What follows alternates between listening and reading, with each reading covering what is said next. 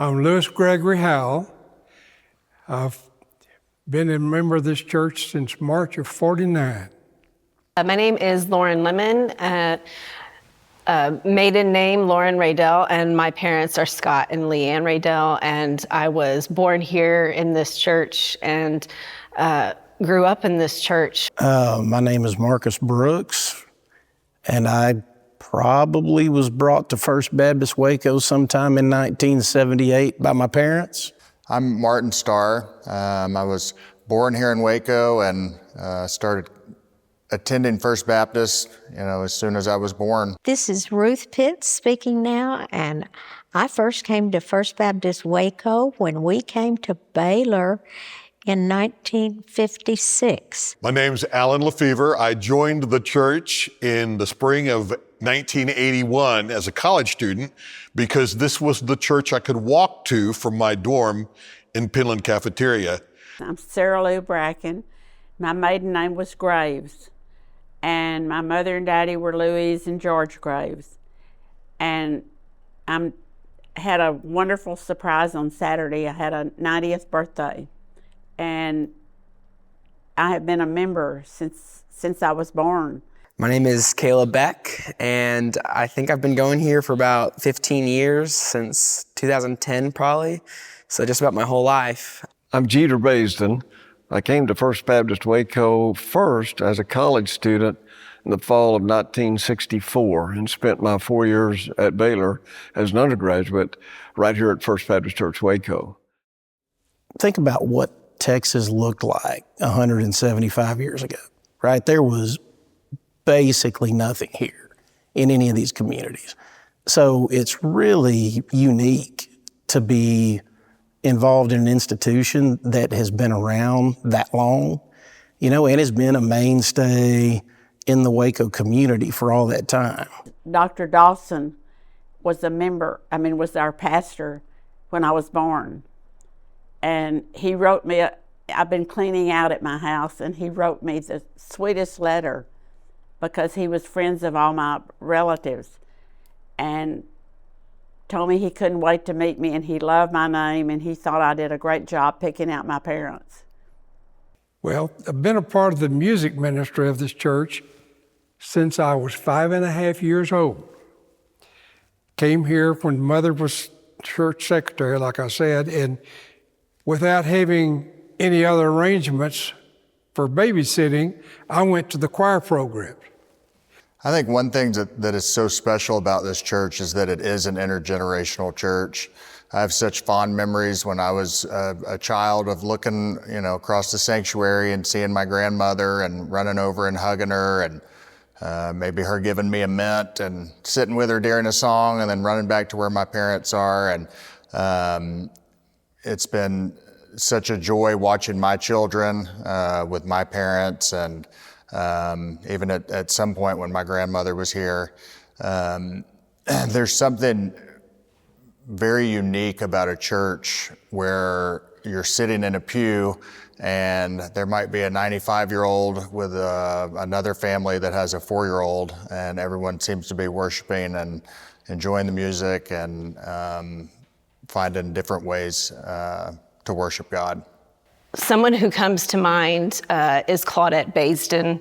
She taught me in children's Sunday school. She also taught me how to read music and sing in children's choir. And she has just been a constant kind of in my life. And now, as an adult, singing in the sanctuary choir, I am so happy that I get to sing in the same alto section as her, go altos, in the same section as her, and she is still teaching me, even though she doesn't even know it. This is from the sanctuary before we were the last wedding at the church. We married May the 31st, 1958. And the next week, the church was torn up inside to be completely remodeled with a center aisle, the way it looks right now. This picture shows the baptistry in the middle of the stage. Lillian Wimpy was our organist, and W.J. was head of the I don't remember what they called it at Baylor, but he was the chaplain. Our church focuses on justice, religious freedom, the truths of Scripture, and certainly evangelism. And we're grateful for all of that we experience through our times of worship together. I love the mission activities. We still love being able, though we can't go anymore on these big trips because we're in our 80s, and we love doing it, but we love bringing the food to share with the Gospel Cafe and other things. The pastors that meant the most to me, pastor, was Dr. Feeser and Dr. Flanders. Dr. Feeser baptized me in the old baptistry in the lower floor down there that you can't see, and Dr. Flanders married me in the church office. Being just down the street from Baylor, First Baptist has a unique position to relate to the university. We've had university presidents as members of our church. We've had numbers of faculty members, and we've had a significant number of students. However, one of the reasons I joined First Baptist as a college student was that it was not dominated by college students and was not seen as a church for college students only, but was a church for folks across the community. And I really appreciated that aspect of the church.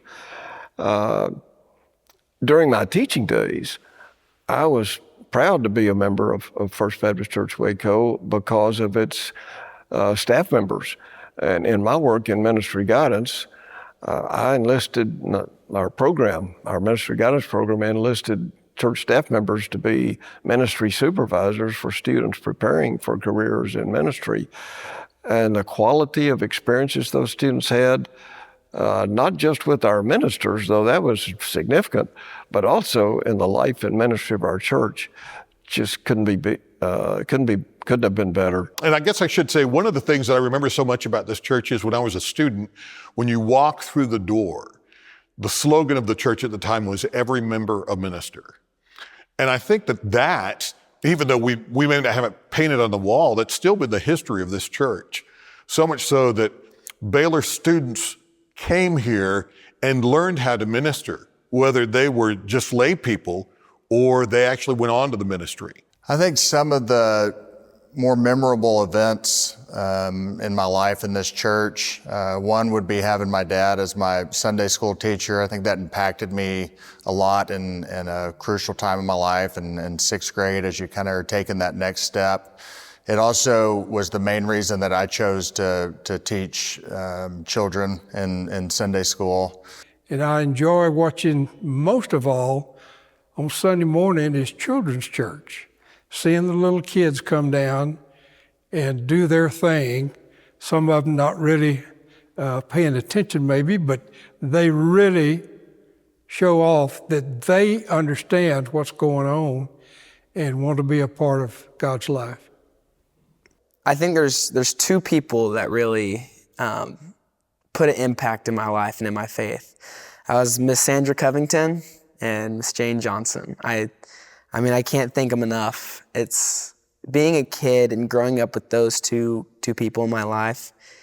It's an amazing gift. I can't be more thankful. I mean, Miss Covington, she was pretty strict on me. I mean, I always get in trouble in her class, not sitting down whenever I was supposed to, talking when I wasn't supposed to. She'd get on me on that. But I mean, she taught me a lot about Jesus, especially talking about how he loved us. I mean, she taught us songs in Sunday school, great lessons that I still hold to this day. I mean, I can't thank her enough. And then Miss Johnson, I still remember in her class, every single day we'd go over the Lord's Prayer, and that's whenever I memorized it was from Miss Jane Johnson. When Truett Seminary starts, the natural place for them to start really was at First Baptist Waco, where back in 1874, B.H. Carroll sits down with a ministerial student for the first time and starts mentoring them.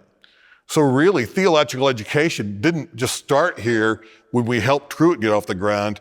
Theological education at First Baptist Waco started in the pastor's study in 1874. As a Baptist historian, one of the things that I've certainly learned is that churches transition from time to time, from size. But the basic mission of that church, if that church is committed to the gospel, never does change. And the first church history that was written about First Waco was called a World Vision Church. Now, since that first history came out until this present time, this church has never lost that vision. And I would say my hope for the next 20, 30 years, when this church does celebrate 200-year anniversary, that they will look back on those 200 years and realize the great impact the church has had through all those 200 years and know that their work is not done. Our work will never be done. And this church, I believe, will continue changing the lives of young people and impacting not just Waco, but the world because of its ministry for the next 20, 30, 100 years or till Jesus comes again.